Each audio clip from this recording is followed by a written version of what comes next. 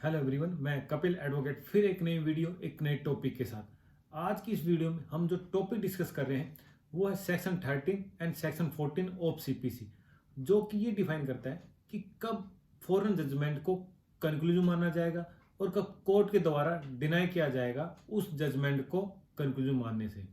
इसी तरह हम यह भी देखेंगे कि किस तरह फॉरेन जजमेंट को एग्जीक्यूट कराया जा सकता है अंडर सीपीसी।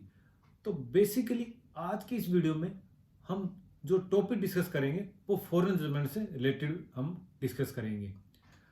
आगे का वीडियो स्टार्ट करने से पहले आपसे एक रिक्वेस्ट कि अगर आपने अभी तक मेरे चैनल को सब्सक्राइब नहीं किया तो मेरे चैनल को सब्सक्राइब कर दीजिए, बेल बटन आइकन को ऑन कर दीजिए। फॉरेन जजमेंट को समझने से पहले हमें फॉरेन कोर्ट को समझना होगा, जो कि सेक्शन 2 क्लोज 5 में डिफाइन की गई है। सेक्शन 2 क्लोज 5 ये डिफाइन करता है कि फॉरेन कोर्ट मीन्स एक कोर्ट सिचुएटेड आउटसाइड इंडिया, कि जो कोर्ट इंडिया से बाहर है एंड नॉट एस्टेब्लिश और continue by the authority of the central government of India, कि जो कोर्ट ना ही एस्टेब्लिश की गई है ना ही कंटिन्यू की जा रही है सेंट्रल गवर्नमेंट ऑफ इंडिया के द्वारा, उसे हम फॉरेन कोर्ट कहेंगे। अब बात आती है कि फॉरेन जजमेंट हम किसे कहेंगे, जो कि सेक्शन 2 क्लोज 6 ऑफ सीपीसी में डिफाइन की गई है। जो जजमेंट फॉरेन कोर्ट डिलीवर करती है उसे हम फॉरेन जजमेंट कहेंगे अकॉर्डिंग टू दिस सेक्शन। तो इन दोनों सेक्शन से हमने ये देखा कि फॉरेन कोर्ट किसे कहेंगे एंड फॉरेन जजमेंट हम किसे कहेंगे। अब ये बात आती है कि कब हम फॉरेन जजमेंट को कंक्लूजन मानेंगे। इसके लिए सेक्शन 13 में डिफाइन किया गया है कि फॉरेन कोर्ट के द्वारा जो जजमेंट दी जाती है, जो मैटर उसके सामने पार्टीज के द्वारा लाया जाता है और जो पार्टीज है वो सेम पार्टीज हैं या उनके रिप्रेजेंटेटिव के द्वारा कोर्ट के सामने मैटर लाया जाता है और जो टाइटल है वो भी सेम है। अगर उस मैटर में कोर्ट के द्वारा डिसीजन दिया जाता है फॉरेन कोर्ट के द्वारा, तो उस जजमेंट को कंक्लूजन माना जाएगा। सिंपल वे में हम ये कहेंगे कि जब फॉरेन कोर्ट के द्वारा मैटर सुनकर जो मैटर लाया गया है वो सेम पार्टीज के द्वारा या उनके रिप्रेजेंटेटिव और जो टाइटल है वो भी सेम है और उस मैटर में कोर्ट अपना डिसीजन देती है, उस जजमेंट को कंक्लूजन माना जाएगा। अब ये बात आती है कि कब इस फॉरेन जजमेंट को कंक्लूजन मानने से कोर्ट मना कर सकती है। इसके लिए सेक्शन 13 में ही 6 ग्राउंड दिए गए हैं। अगर ये अपोजिट पार्टी मीन कि जिसके अगेंस्ट जजमेंट पास की गई है वो पार्टी अगर ये 6 ग्राउंड प्रूव कर देती है तो इस फॉरेन जजमेंट को हम कंक्लूजन नहीं मानेंगे। ये ग्राउंड हम देख लेते हैं। जो फर्स्ट ग्राउंड ये है कि अगर कोर्ट के पास जुडिक्शन ही नहीं है, कोर्ट कंपिटेंट ही नहीं है उस मैटर को सुनने के लिए या उस मैटर को सुनकर डिसीजन देने के लिए। सेकंड, कि जो मैटर कोर्ट के सामने आया और मैटर में डिसीजन दिया वो decision without merit of the case, कि ऑन मेरिट उस केस में डिसीजन नहीं दिया है। नेक्स्ट आता है कि कोर्ट ने जो जजमेंट दी, अगर कोई इंटरनेशनल लॉ से रिलेटेड कोई मैटर था तो उस पर जो व्यू आया है वो इनकरेक्ट था। इसी तरह कोई ऐसा लॉ था जो इंडिया में फोर्स है और उसको रिफ्यूज कर दिया है, उसको रिजेक्ट कर दिया है, तब भी उस जजमेंट को कंक्लूजन नहीं माना जाएगा। नेक्स्ट, कि जो जजमेंट दी गई है वो अगेंस्ट द नेचुरल जस्टिस दी गई है। नेक्स्ट ये कहता है कि जजमेंट है वो फ्रॉड के द्वारा ऑब्टेन की गई है, तब भी वो कंक्लूजन नहीं मानी जाएगी।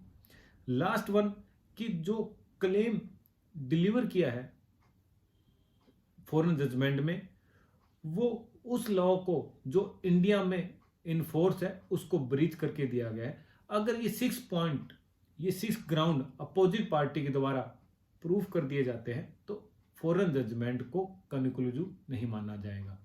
अब ये बात आती है कि फॉरेन जजमेंट जो है उसको कोर्ट क्या मानेगी, कि उसके जो फॉरेन जजमेंट से रिलेटेड क्या प्रजम्पशन कोर्ट लेगी। सेक्शन 13 कहता है कि जो कोर्ट है वो सेल्फ प्रज्यूम करेगी कि ये जो जजमेंट है ये अकॉर्डिंग टू लॉ है, लीगल है, और जो जिस बेसिस पर इसको प्रनाउंस किया गया है वो बिल्कुल अकॉर्डिंग लॉ किया गया है।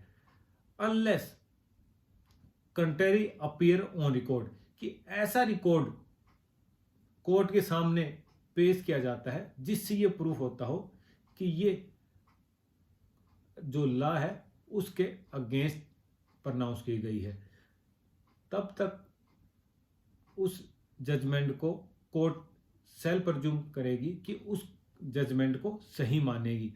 इसी तरह सेक्शन 14 में यह भी दिया गया है कि इस प्रजम्पशन को, जो सेल्फ प्रजम्पशन है, सेल्फ प्रज्यूम है, इसको रिबट किया जा सकता है on the basis of want of जुडिक्शन, कि कोर्ट के पास जुडिक्शन ही नहीं थी इस मैटर को डिसाइड करने के लिए, इस मैटर को सुनने के लिए, इसलिए ये जजमेंट सही नहीं है, इस जजमेंट को एग्जीक्यूट नहीं कराया जा सकता, ये जजमेंट कंक्लूसिव नहीं है। अब ये बात आती है कि फॉरेन जजमेंट प्रनाउंस करने के बाद वो जजमेंट अकॉर्डिंग टू लॉ है और कंक्लूसिव है, तो उसको कैसे एग्जीक्यूट कराया जा सकता है अकॉर्डिंग सीपीसी। इसके लिए जो सेक्शन 43, 44 एंड 44A में डिफाइन किया गया है। 43 ये कहती है कि उस डिग्री को किस तरह एग्जीक्यूट कराया जा सकता है जो डिग्री पास की गई है जहां पर यह सीपीसी एक्सटेंड नहीं होता, या उस कोर्ट के द्वारा पास की गई है जो कि आउटसाइड इंडिया है या सेंट्रल गवर्नमेंट के द्वारा एस्टेब्लिश नहीं की गई है, और उस जगह पर, उस पैलेस पर ये एग्जीक्यूट नहीं हो सकती, तो ये उस जगह एग्जीक्यूट कराई जाएगी जहां पर सीपीसी एक्सटेंड होता हो। सेक्शन 44 ये कहता है कि ऐसे रेवेन्यू कोर्ट के द्वारा डिक्री पास की गई है जहां पर सीपीसी एक्सटेंड नहीं होता, उस डिक्री को उस स्टेट में एग्जीक्यूट कराया जाएगा जहां पर सीपीसी एक्सटेंड होता हो, जहां पर सीपीसी अप्लाई होता हो। इसके बाद बात करता है सेक्शन 44A, वो ये कहता है कि कोई सुपीरियर कोर्ट है एनी रेसिप्रोकेटिव टेरिटरी के द्वारा, उसके द्वारा अगर कोई जजमेंट पास की जाती है तो उसको एग्जीक्यूट कराया जा सकता है जहां पर सीपीसी एक्सटेंड होता हो।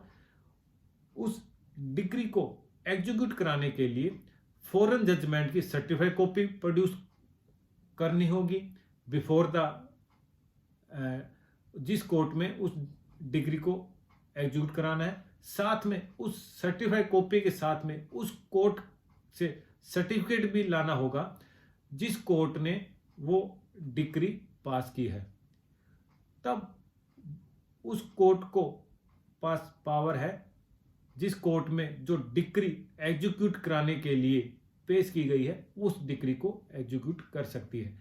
अब ये बात आती है कि रेसिप्रोकेटिव टेरिटरी हम किसे कहेंगे। इसके लिए एक्सप्लेनेशन 1 है सेक्शन 44A में, वो ये कहता है कि reciprocative territory means any country और territory outside India which the central government may by the notification in the official gazette declare to be reciprocal territory for the purpose of this section, कि central government के द्वारा एक notification जारी किया जाता है gazette में और ये डिक्लेयर किया जाता है कि ये जो टेरिटरी है ये रेसिप्रोकेटिव टेरिटरी मानी जाएगी फॉर दिस सेक्शन, इस सेक्शन के लिए।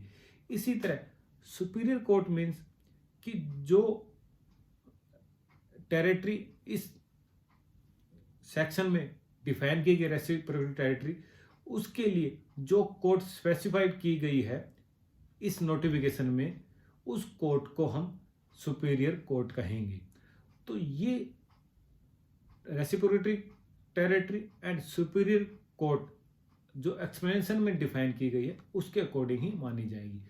तो ये हमारा आज का टॉपिक था कि फॉरेन जजमेंट किसे कहेंगे, फॉरेन जजमेंट को कब कंक्लूसिव माना जाएगा। इसी तरह फॉरेन जजमेंट को कैसे एग्जीक्यूट कराएंगे अकॉर्डिंग टू सीपीसी। जल्द ही मिलते हैं एक नए टॉपिक के साथ, एक नए वीडियो के साथ। तब तक के लिए थैंक यू।